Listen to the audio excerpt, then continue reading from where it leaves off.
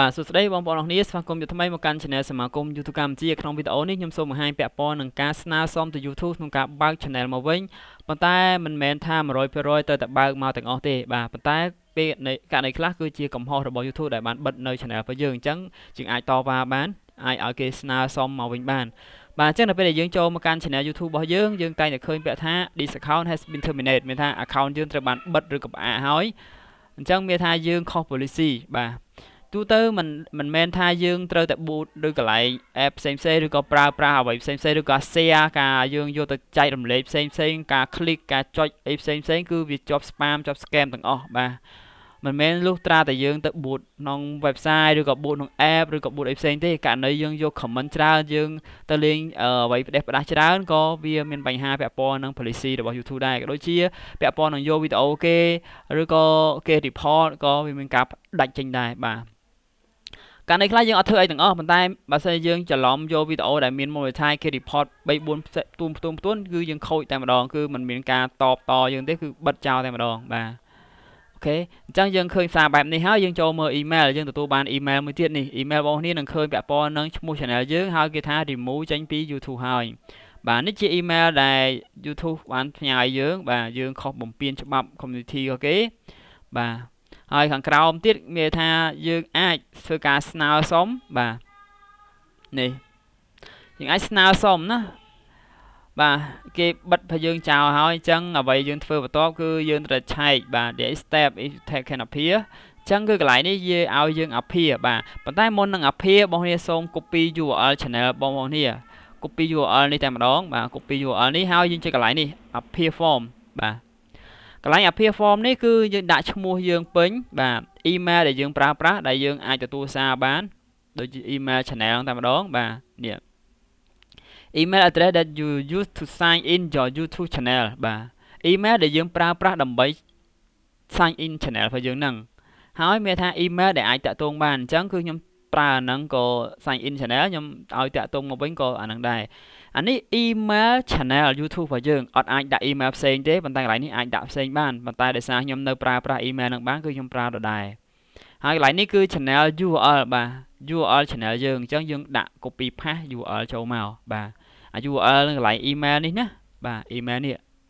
យើងចូលមកកន្លែងហ្នឹងបន្តមកទៀតគឺយើង submit ពាក្យពេចន៍ថាតើ channel យើងមានបញ្ហាអីហើយយើងយ៉ាងម៉េចយើងរៀបរាប់ទៅគេណា reason អញ្ចឹងកន្លែងនេះគឺខ្ញុំ copy អ្វីខ្ញុំបានសរសេរនេះ copy យកផាសតែម្ដងបាទយើងបងប្អូនមើលរបៀបសរសេរបាទបងប្អូនដែលមានអង់គ្លេសឬក៏កំណត់ផ្សេងដែលអះអាងថា channel យើងមិនមានបញ្ហាយើងអាចសរសេរថែមបានបាទអញ្ចឹងយើង copy ផាសចូលមកតែម្ដងបាទយើងអាចកែប្រែបាន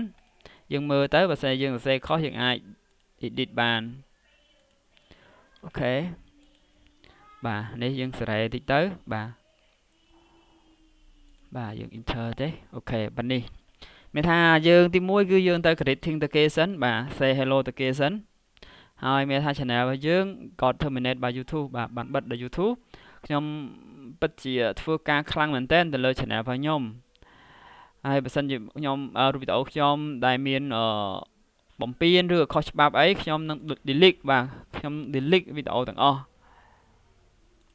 ណា from my channel បាទអញ្ចឹងមានថាយើងអត់អាច log in ចូលបានទេ and all my video are gone មានថាវីដេអូយើងត្រូវបានលុបចេញអស់ហើយអញ្ចឹងខ្ញុំពិតជាសោកស្ដាយមែនទែននៅកំហុសដែលខ្ញុំបានធ្វើណាអូខេយើងត្រូវចេះទទួលកំហុសយើង what's wrong I don't not know what's wrong with my channel and video again I really apologize to YouTube បាទអញ្ចឹងវាថាយើងរងចាំនៅការ feedback របស់គេនិងការជួយរបស់គេបាទអញ្ចឹងគឺយើងមានតែប៉ុណ្្នឹងទេបើសិនបងប្អូនអាចមានការនិយាយរៀបរាប់ច្រើនក៏យើងអាចតបបានច្រើនបាទនិយាយទៅគឺយើងនិយាយមិនឲ្យគេទុនចិត្តហើយឲ្យគេបើកនៅ channel យើងមកវិញបាទនេះគឺជា basic សម្រាប់បងប្អូនដែលធ្វើការ submit ទៅកាន់ YouTube បាទអញ្ចឹងកន្លែងហ្នឹងគេឲ្យយើងទៅសេពី reason យើងបាទ reason បាទពី reason យើងណាដែលយើងធ្វើការងារហ្នឹងហើយវីដេអូយើងយ៉ាងម៉េច សំខាន់យើងត្រូវច្បាស់ខ្លួនឯងថាតើការវីដេអូយើងគឺមិនមានខុសគោលការណ៍របស់ YouTube ឬក៏ channel យើងមិនខុសគោលការណ៍របស់ YouTube អញ្ចឹងយើងធ្វើការ submit ទៅតែម្ដងបាទកន្លែងនេះគឺយើង submit បាទអញ្ចឹងមានថា email យើងត្រូវបានផ្ញើចេញហើយអញ្ចឹងវានឹង contact យើងចាក់ព័ន្ធនឹង appear នឹងព័ត៌មានពាក់ព័ន្ធយើងស្នើហ្នឹងអញ្ចឹងនៅក្នុង email យើងយើងនឹងទទួលសារមួយបាទពី Google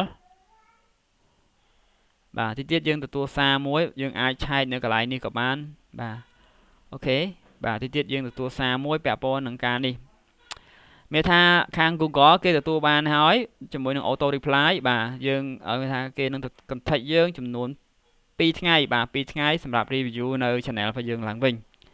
បាទនេះគឺជាវិធីសាស្ត្រដែលយើងធ្វើការស្នើសុំទៅ YouTube ក្នុងការត្រួតពិនិត្យនៅលើ channel ដែលបាន terminate បាទអរគុណច្រើនសង្ឃឹមថាបងប្អូនគ្នានឹងសាកល្បងធ្វើការស្នើសុំបើកមកវិញតែសំខាន់ត្រូវដឹងថា channel យើងមិនមានការខុសគោលការណ៍របស់ YouTube ទើបយើងស្នើមកវិញបានបើអត់ទេ YouTube នៅតែសម្រេចចិត្តបិទ terminate channel យើងដដែលអរគុណច្រើនជូនពរសំណាងល្អហើយខ្ញុំនឹងដាក់ description នេះនៅក្នុង link សម្រាប់បងប្អូនគ្នាផងដែរបាទហើយយើងអាចយកទៅកែឬក៏ដាក់ឡើងវិញអញ្ចឹងទាំងអស់ក៏បានបាទសាកល្បងទាំងអស់គ្នាបាយបាយជួបគ្នាវីដេអូក្រោយនៅដំណោះស្រាយពាក់ព័ន្ធនឹង YouTube